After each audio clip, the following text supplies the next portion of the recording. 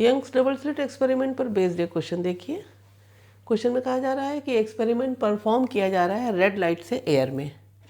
Interference fringes पर क्या असर होगा अगर रेड लाइट को ब्लू लाइट से रिप्लेस कर दिया जाए या whole experiment refractive index mu वाले मीडियम में किया जाए।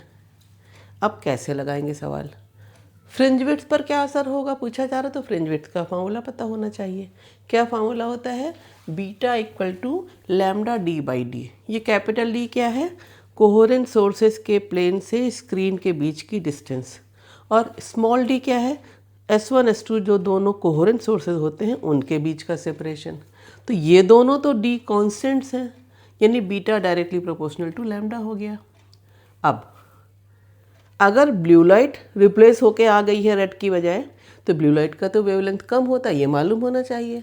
वेवलेंथ कम होता है, बीटा प्रोपोर्शनल टू लैम्डा है, तो बीटा भी घट जाएगी, यानी फ्रिंज विड्थ कम हो जाएगी, फ्रिंजेस सब क्या आ जाएंगी, पास पास। अब आते हैं दूसरे पार्ट पर।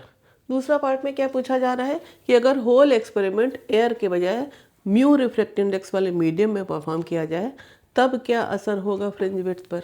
फिर से यही फार्मूला लगा दिया। अब की बार लैम्डा कैसे चेंज होगा, याद रखो, lambda medium equal to lambda air upon mu, मतलब लैम्डा एम लैम्डा एयर से कम है। लैम्डा एम घट गया, फ्रिंज विड्थ भी घट गई, फिर से वही आंसर, फ्रिंज विड्थ कम हो जाएगी या फ्रिंजेस पास पास आ जाएंगी।